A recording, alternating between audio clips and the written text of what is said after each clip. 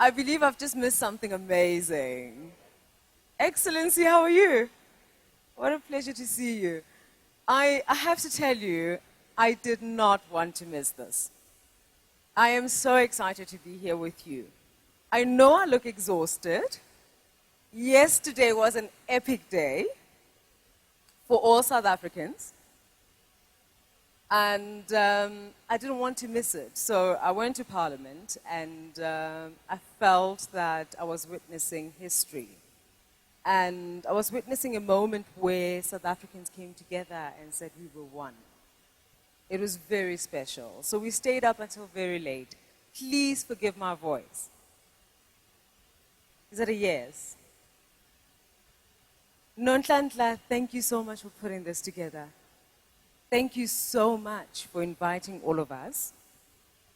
Thank you so much for deeming us worthy to spend this time together with you to help you drive this vision forward. This is amazing. This is beautiful. I see everywhere, you know, we've just come from Valentine's Day and people talk about Black love, hashtag Black love. I'm never included because I did not find a black lover. So I'm including myself in a little bit of a hashtag Black love, and it's the love that I have for all of you. The love that I see Black women beginning to have for one another, and I think that is a beautiful, beautiful thing. Thank you for driving it forward. Give yourselves a round of applause.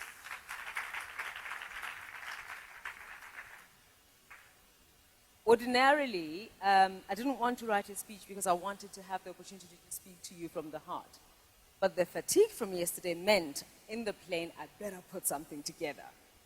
Otherwise, my thoughts were going to be all over the place. I think a lot of what I would like to share with you will be influenced by the mood of the country currently. Every girl has a dream. Indeed, we all do. I still consider myself a girl. I put on makeup to try and look 25. I am 43. How? Thank you. They're good. We love them. So now, how do you stand in a room full of young women who each have a dream, whose dreams are varied, whose dreams are all valid as well, and you attempt to address them without trying to say one is greater than the other, without trying to say that the route that one takes in pursuing that dream, whatever the dream is greater than the other. You do that by recognizing that each dream is not to be weighed up. You do that by recognizing that what we need to do for one another is assist one another get to a point where we prioritize each dream and get it to a point where it begins to address a need in our community. The time at which South Africa is no longer about us. And by us, I mean the individual. So when you sit at home and you're thinking, how do I move forward? The first thing you need to do is to cancel that thought and say, how do we move forward as a nation? The moment you begin to be of service to others, your very own dream becomes a necessity for your people, and then it is a dream that each of us, that every girl can support you in pursuing without you even needing to articulate it, because your dream then begins to speak to us without you having to tell us what it is. Does that make sense to you? Critical is to remember the validity of each dream and to ensure you depart the room with neither of the young women in the room, this is me giving myself notes, feeling that they need to know anyone's dream in the room.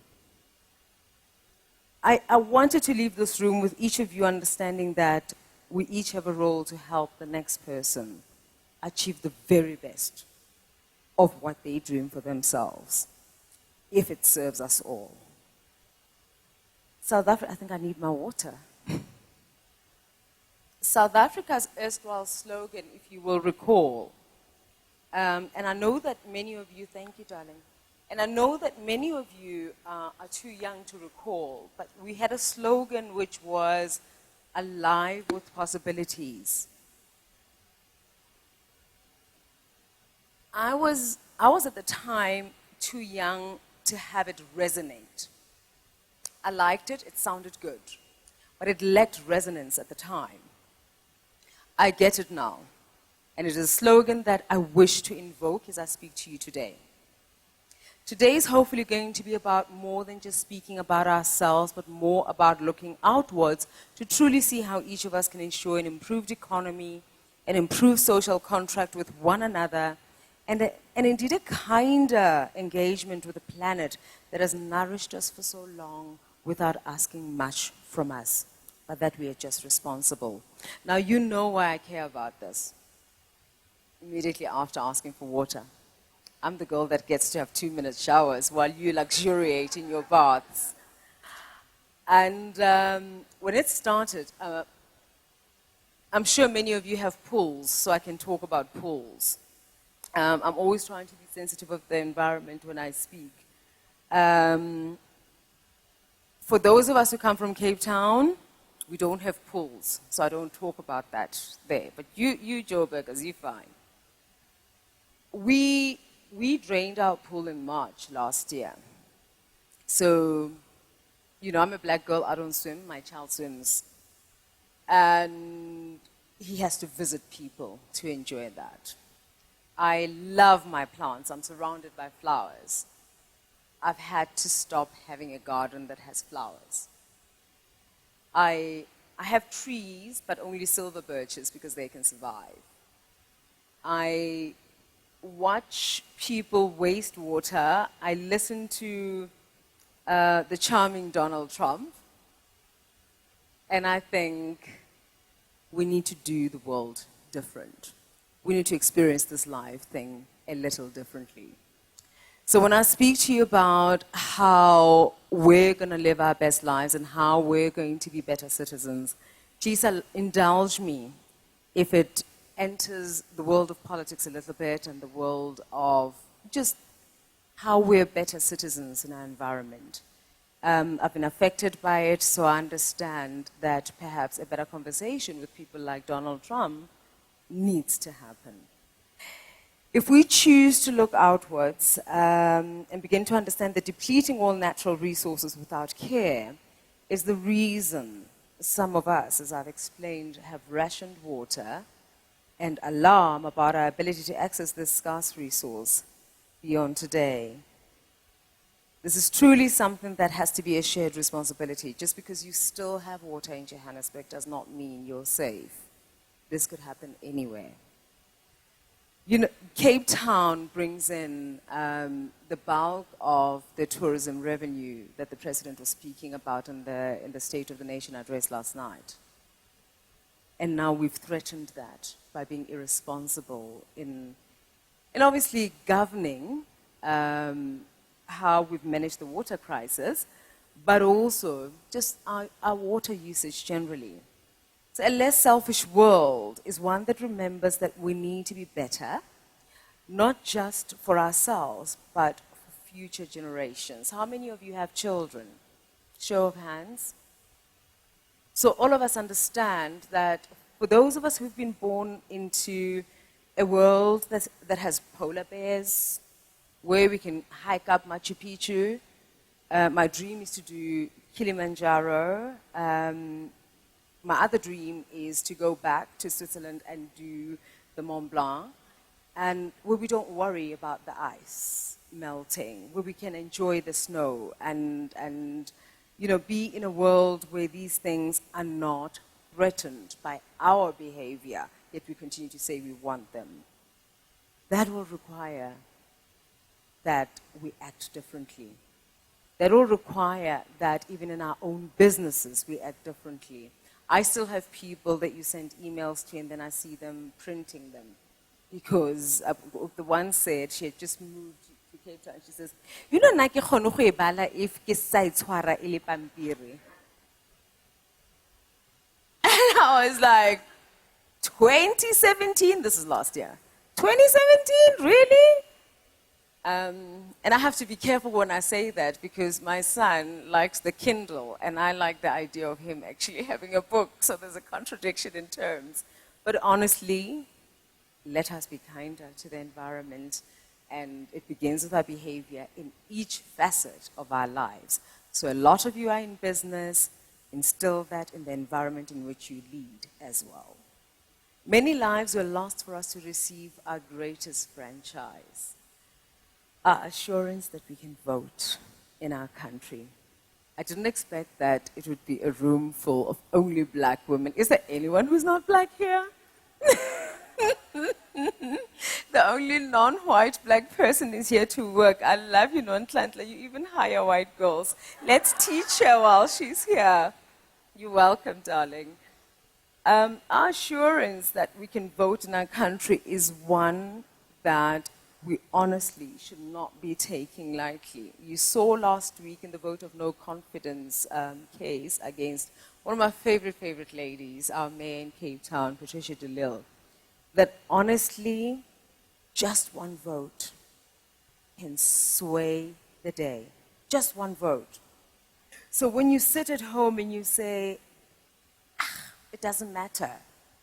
When you sit at home and you say, I'm needy, I've got golf today or I've got this today, each and every one of us needs to remember that that one vote lost is disrespectful towards those who fought so hard to give us this franchise.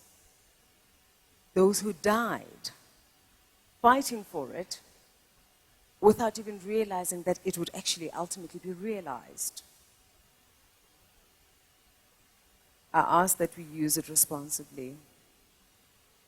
The most exciting dividend of living in a democratic society is knowing that the pursuit of an equal and just society is attainable. So let us ensure that we toil at all times for what matters, not what is expedient. What matters is that we have lived a life that is congruent with our ideals. What matters is that you have listened to your heart and impacted the world in the most authentic way possible. Because you dare not deny our world the full splendor of what has been ordained to impact others through you, through only you. And remember, when we begin to copy others, then our journey stops. Because for that moment, I am being somebody else. For that moment, Carol is parked. Because I want to be the princess. I want to be Nontlantla. I want to be Uyanda. So honoring our duty towards our fellow man is truly about honoring our own authentic journey, and our own contribution in this world shall then be realized. Every girl indeed has a dream, and it does not matter where you come from. I come from a four-roomed house in Soweto. It is good to know that our collective texts do support our dreams. And this was again emphasized yesterday, even in Afrikaans. Your own passion will unearth your dream. And our collective understanding of what need you're addressing, once it touches our lives, will ensure that your dream rise.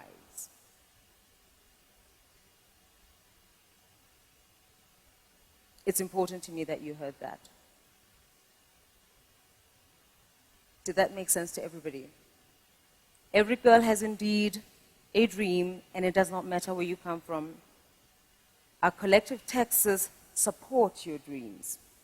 Your own passion will unearth your dream.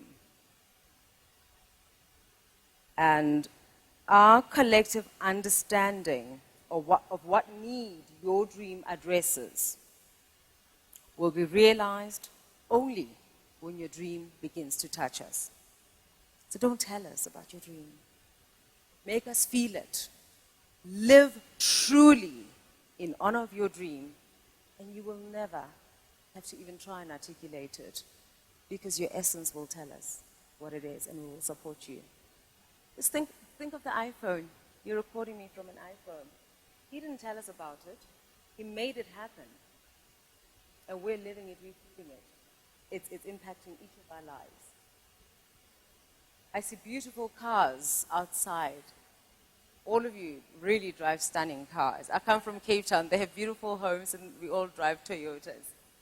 I came here by plane.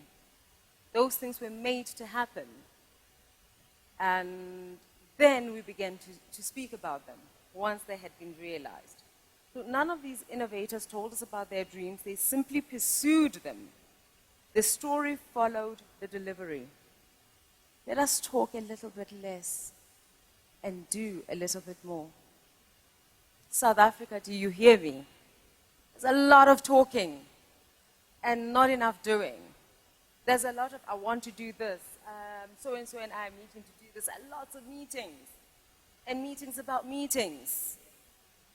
And nothing happening.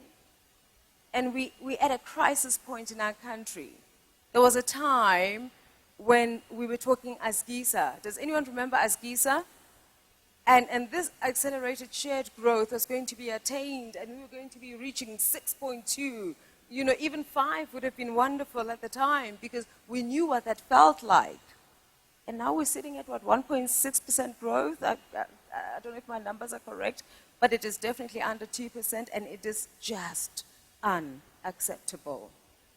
I listened with absolute pride yesterday as President Ramaphosa spoke of his availability to those afflicted with alcoholism, drug dependency, and all others. I don't have to repeat it. I know all of you have been hashtagging and all of that.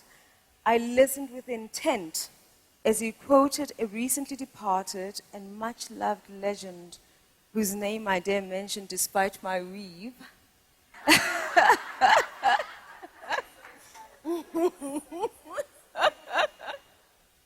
Hi, I can mention him. Ooh, you know he's vindictive, Tate Hugh. Did you see what happened? It's the weave.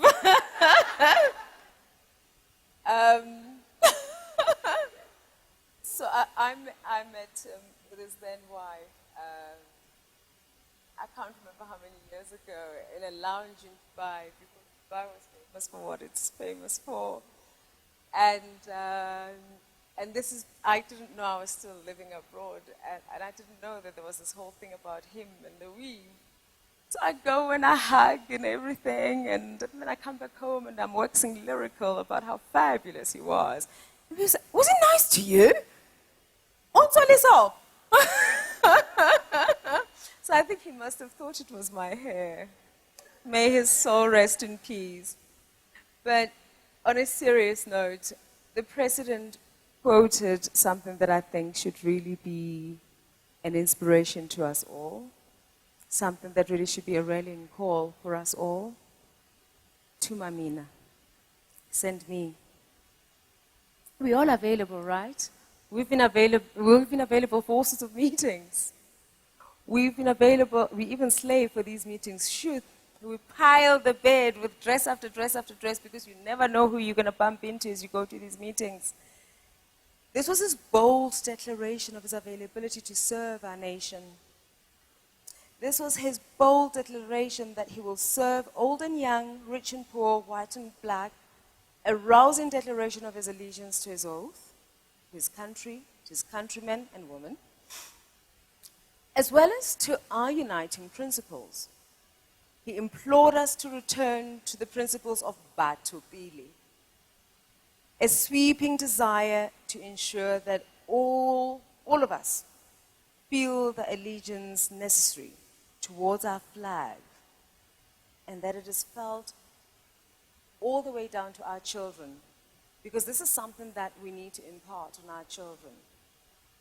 Everywhere that a lot of you have lived abroad, and you've seen how everyone around the world has a particular pride that they carry their flag with. Their homes even have their flag. I hardly ever see the South African flag except for in magazines. I'm not saying we should be fundamentalists. I'm not saying that, but I'm saying we should be a little patriotic. And I'm saying that because I think it's absolutely required right now. I think it's necessary right now. None of us can be a little bit South African at this time. We need to be fully on board.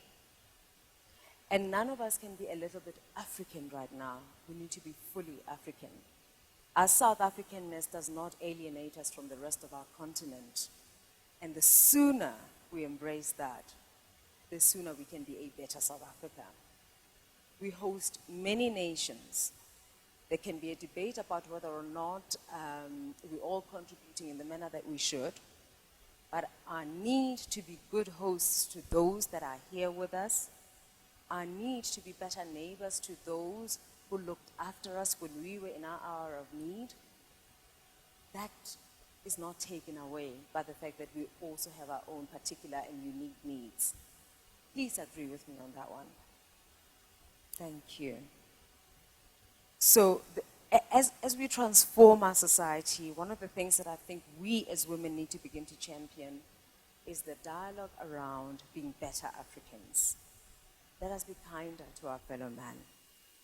I'm married to a foreigner. He comes from Holland, so at the moment, nobody's nasty to him. But when we finish being nasty to Nigerians, do we move on to the next group? And when we're done with them, does it become an ethnic cleansing thing? We must begin to look for commonalities. We must begin to look for things that bring us together rather than things that make us different from one another. And we will find there is so much that brings us together. You'll find that there is so much joy in finding commonality with others, in finding things that make you resonate with somebody else's spirit, in finding vibrations with others. I don't know whether it's old age, but I'm finding that that makes me happy. So I'm just, it's hard to talk to young people.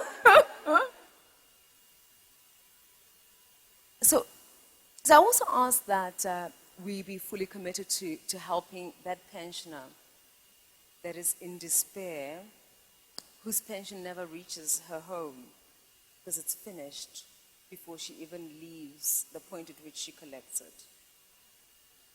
I think whether it's a SASA discussion, whether it's her own children who take her money, I think it is time we begin to care beyond what is trendy.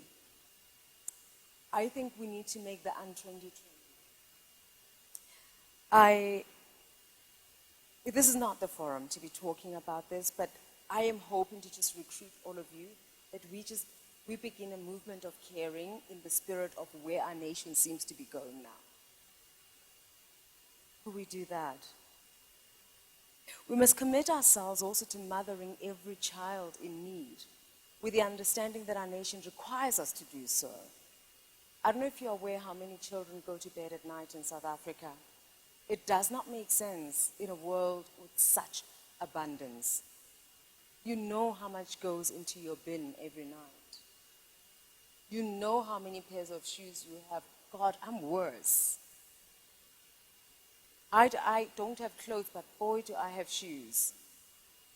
And I have amazing bags, and they retail for, oh, sorry.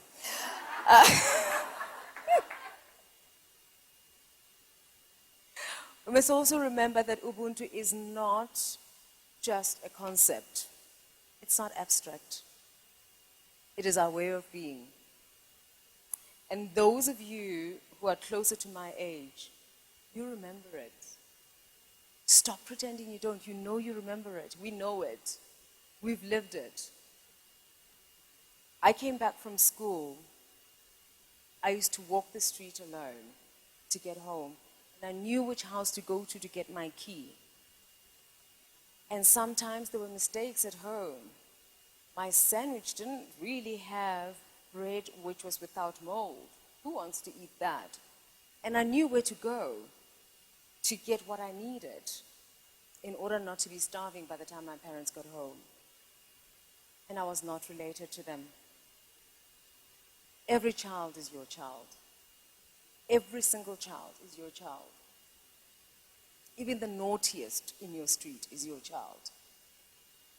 South Africa has had many post-democratic presidents, and for this we're very grateful. But today I stand before you with a request to add more. I'm not saying vote Cyril out, I think he's wonderful. But I ask you to add, in a manner that does not require the ballot, it doesn't require the IEC, I ask you to add yourself. I ask that each of us become President of South Africa, Inc. in our own way. We can begin to play a role as advocates in our society. We don't all have to be doing the same things. You look at your environment and you see what the need is, and you begin to say, how do I address this need? And align that with your business. Then your business begins to make sense. I beseech you to recognize that you're also President of South Africa, Inc. in your little corner of the world, understanding that your business is to build our country and our economy. And you're going to assist all of us understand what the journey of an entrepreneur is. Because the journey of an entrepreneur in this country is one that has been seen as associated with dirt. There have been words such as tenderpreneur. Big conglomerates have been built on going out and getting tenders.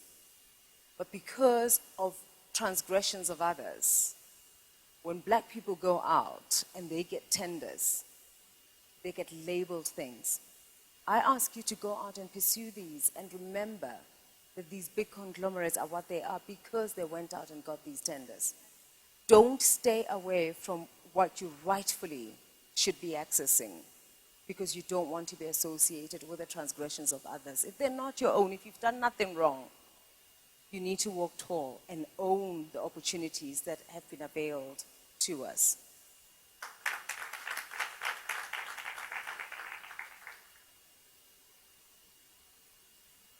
We succeed only when we begin to address a particular need.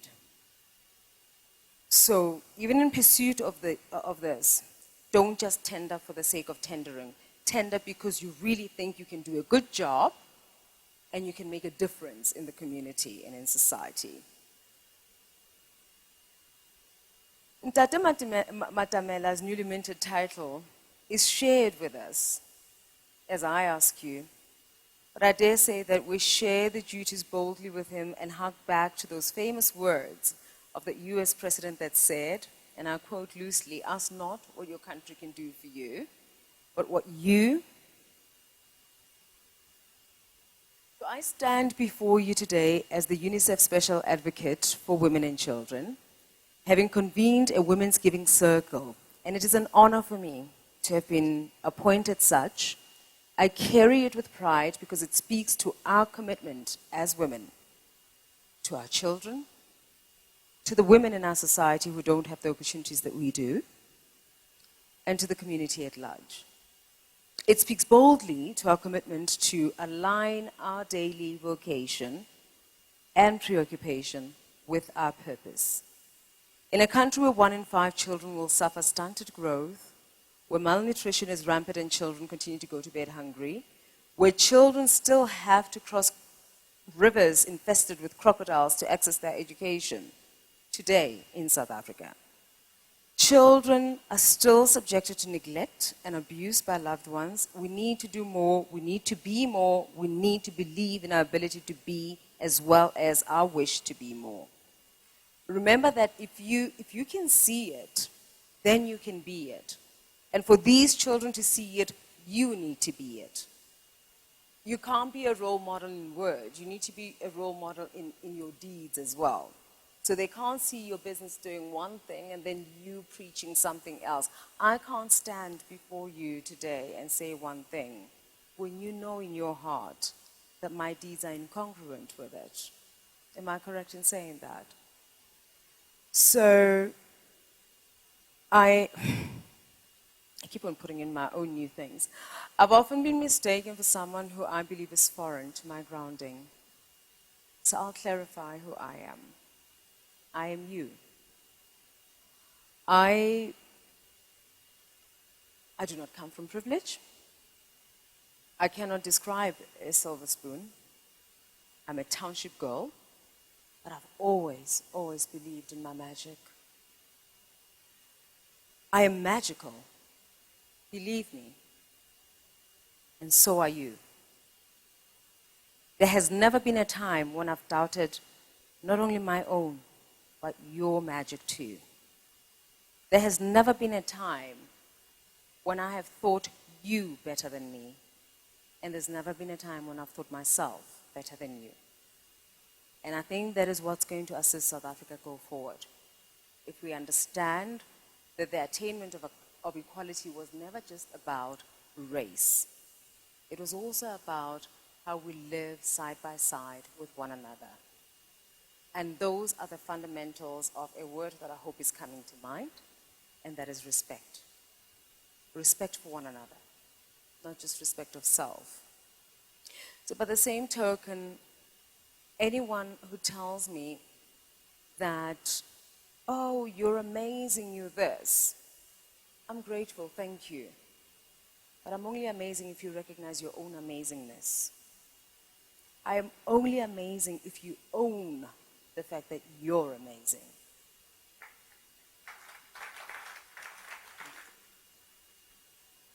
I return to my argument that we need to be more. We can't just have these gifts imbued in us and not share them with others. What do I mean when I say I need us to be more? Be visible in showing what you believe in. Now, you know I produce a women's talk show, and I don't know how many people who do excellent, excellent work that we try and get onto the show. And I'm thinking, this humility that we play as black women is holding us back. Is holding us back, but not only is it holding black women back, we are betraying future generations because we're telling them they can be amazing. We're telling them, my child, you can be anything you want to be. And they say, but I've never seen it. I've never seen it. I don't know what it looks like. I cannot just look at Michelle Obama and people in foreign nations in order to see what I think is amazing.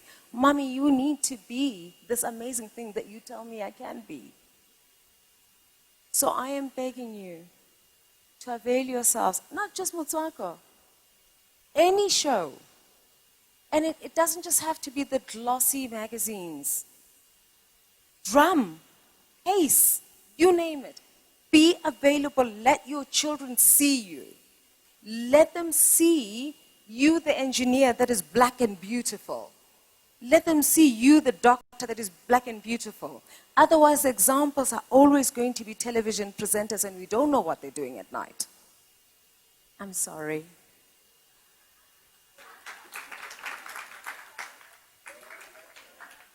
It's a sisterhood, huh? We want honesty now. So I ask you, please, if we really want to transform this nation, avail yourselves for leadership positions, avail yourselves to speak on those. Cyril in Parliament said cheers as he took a break. I have witnessed magic in others, and I'm here to just try and bring it out. This magic that I talk about begins only when we stop this act of believing in humility. It begins when we stop believing that humility is the act of belittling the self for the pleasure of others. Do not diminish the impact of your works by overly being humble. Many will have opportunity to speak ill of you. You can't help that, and it's really none of your business. But by the same token, do not lead the charge. Don't talk yourself down. Don't speak ill of yourself. Be bold in celebrating your greatness. Ensure those who need to derive inspiration from that greatness know what contributions you've made. You build no one by breaking yourself down, black girl. You know, I loved when she came out now, she said, I slayed it. I gave her the biggest hug because you need to own the fact that you've done good. You need to own the fact that so many women will be better because you were here. If nobody is left better by your presence, don't show up. Don't. I have days where people have asked me to come speak. I don't know how many things I say no to. I said yes because I love you. But honestly, I say no to a lot, and sometimes that no is not just about the fact that I love spending time with my husband and my son. Sometimes that no is about the fact that you're just not ready. You just don't have a message. You can't show up also just for the sake of showing up. When I arrive at your house and you're still cooking, you don't dish just because I've arrived, right? You wait for the food to be ready. Then you can dish. So let us also stop doing that, where we just give what is not ready. I hope I've given you something ready after saying that. Otherwise, you're going to judge me by the same principle. But honestly, I just ask of you that we show up, and we show up fully, and we show up understanding the impact that it leaves in people's lives. You could be driving multiple messages. If somebody takes one home, then you've served your nation and you've served it fully. And that's all I'm asking you to do. That's all I'm asking you to do. And that ultimately will serve you and will serve your purpose too. It is time to lift and rise. Don't lift and stay behind. I avail myself of these platforms because I firmly recognize the need for plowing back. And I know that some of these forums are very costly. We host the African Odyssey, we host various other platforms that cost a lot of money because we have to pay internationals to come and speak. And they may not have the same commitment that we have to our sisters to just show up and do this because we committed. But for things like this, if you're able to and you've got the time, give her a call, let her know that you're available. Let her know that you can add value. Let her know that Carol touched on this, I can make it better. I can take it higher. Next year, I will take her message and I'll elevate it by doing this, that, and the other. Let's assist her because this is a vision that we cannot allow to die. I also just want to say, almost in closing, as a nation, we've recently just shown our resilience. Our seamless transition at a time when some thought we might not make it attests to just how resilient we are. Our bloodless emergence from apartheid then, but now in the last week, from what really people thought was going to plunge us into a crisis. And look at us, look at the colors in this room, look at the smiles on our faces. I am exhausted, but inside I've got fire. I'm excited. I'm looking forward to what we're about to build together. So what I'm asking you to do, it doesn't matter who you would have preferred. It doesn't matter who you like and who you don't. I ask you from today onwards to first like South Africa, and then we'll all come along together. Thank you for this. I promise you it will serve your own business.